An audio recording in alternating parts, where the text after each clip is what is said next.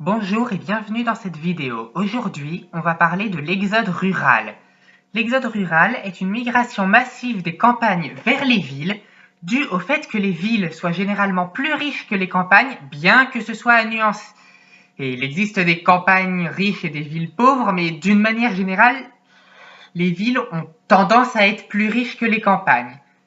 L'exode rural existe aussi bien dans les pays riches que dans les pays pauvres, mais ce ne sont pas forcément les mêmes mécanismes qui se produisent.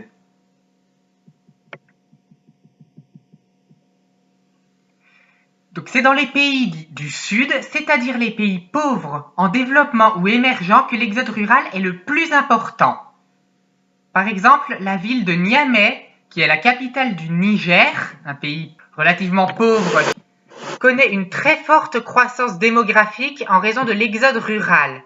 La ville de Niamey attire non seulement des migrants internes, c'est-à-dire des personnes arrivant des campagnes nigériennes, mais aussi des Béninois, des Maliens et des Burkinabés, en raison de sa proximité avec les frontières de ces pays-là. Ce qui fait que dans certaines zones rurales du Mali, du Bénin ou du Burkina Faso qui sont proches du Niger, la grande ville la plus proche peut être Niamey. Ces vagues migratoires là existent depuis l'époque coloniale, mais elles perdurent encore aujourd'hui. Après l'accession du Niger à l'indépendance, il y a eu des famines qui ont elles aussi beaucoup contribué à l'installation des populations rurales dans la ville, parce que les populations rurales étaient plus touchées par les famines et donc migraient vers les villes. Mais la grande pauvreté de ces populations les conduit à s'installer dans des quartiers dits irréguliers, c'est-à-dire que les gens construisent leurs maisons. Alors, ces quartiers irréguliers, ça peut être des bidonvilles, mais pas seulement. Des fois, ce sont des quartiers construits en dur, mais sans aucun permis de construire, sans acheter ou louer les terrains, ce qui fait que c'est illégal et ils régularisent pas toujours leur situation. Ce qui peut conduire les autorités à détruire les quartiers, donc ces populations à en construire d'autres ou à s'installer dans des bidonvilles. Les famines et les migrations qui se sont produites dans les campagnes nigériennes à cette époque-là ont fait de la ville de Niamey une véritable terre d'asile, une terre d'espoir pour les populations. Elles ont eu un certain espoir qu'en s'installant là, elles trouvent de meilleures conditions de vie. Ainsi, les migrations consécutives à la famine de 1972-1973, la plus importante que le Niger a connue, ont fait plus que doubler la population de Niamey en l'espace de 5 ans. Niamey est passé de moins de 100 000 habitants en 1970 à un peu plus de 200 000 5 ans plus tard. Et cette forte croissance démographique a continué puisque en 1986, Niamey avait 400 000 habitants et en 2012, elle a dépassé le million d'habitants.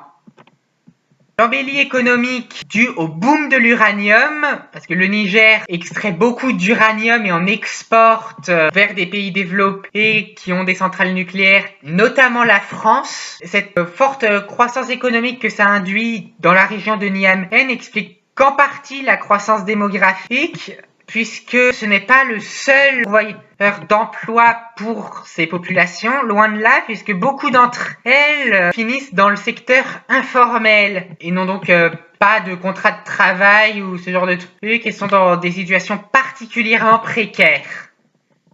Ces migrations ont entraîné la croissance de la population, mais aussi une extension très rapide de l'espace bâti, tandis que le nombre de postes de police ou même d'effectifs dans la police est resté quasiment inchangé, ce qui entraîne une pénurie de main-d'œuvre dans la police de Niamey et donc des problèmes de sécurité, puisque plus d'habitants, et notamment plus d'habitants extrêmement pauvres, ça veut dire plus de délinquance.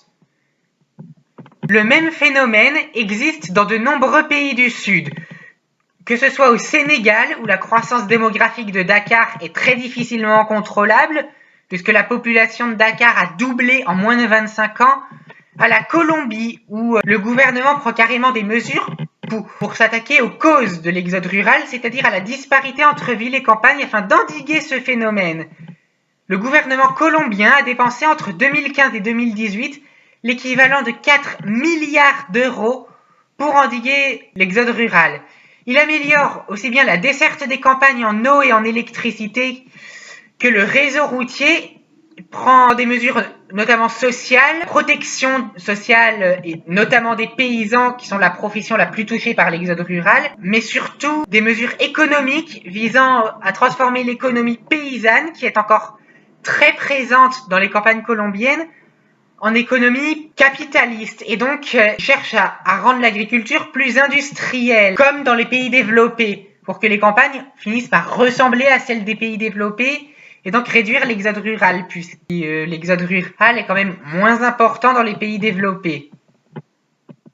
Au Brésil, cette disparité ville-campagne existe aussi, mais ce pays est une exception par rapport aux autres pays du Sud, parce qu'il y a en Amazonie ce qu'on appelle un front pionnier, c'est-à-dire des zones qui sont complètement défrichées pour accueillir de l'agriculture intensive. La disparité économique entre ville et campagne est aussi forte que dans les autres pays émergents. Les principales villes, que ce soit Sao Paulo, Rio de Janeiro, mais aussi Belo Horizonte, qui sont généralement considérées comme les 3 capitales économiques du pays, sont toutes les 3 dans le sud et le sud-est, qui est la région la plus riche du pays en termes de PIB par habitant ou de développement économique ou même de développement humain.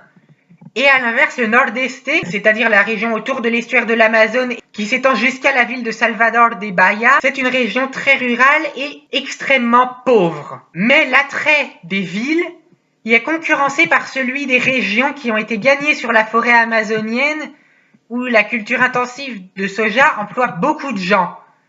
Le Brésil est en effet le premier producteur mondial de soja et l'est devenu en défrichant l'Amazonie dès la fin du XXe siècle. Du coup, certains partent du Nord-Est vers les 3 capitales économiques, mais d'autres partent du Nord-Est vers le front pionnier amazonien pour y devenir ouvriers agricoles.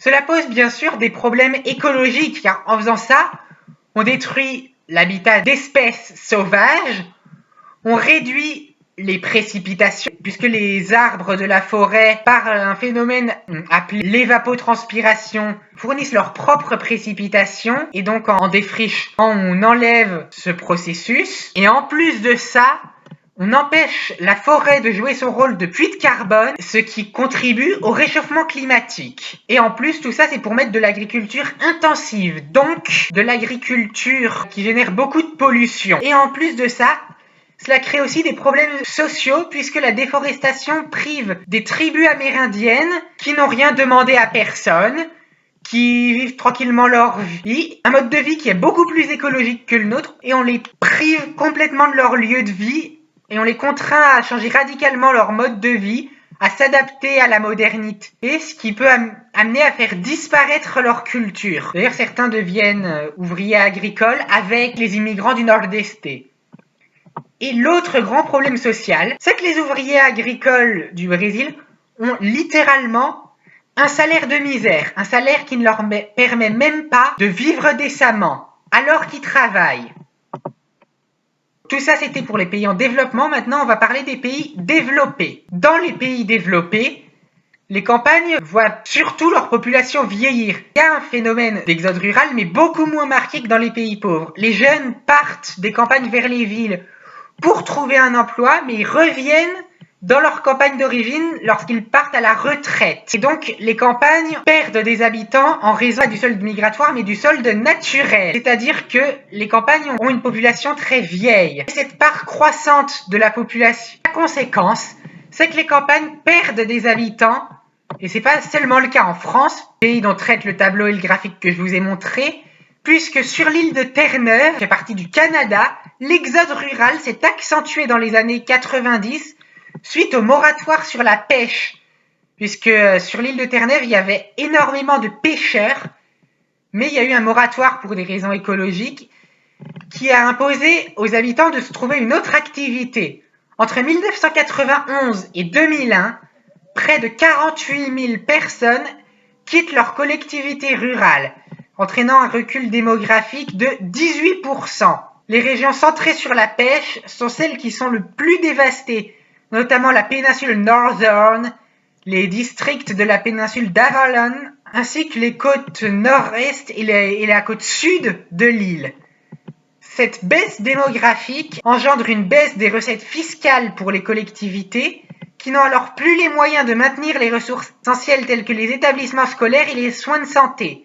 Les commerçants sont moins tentés de s'y implanter.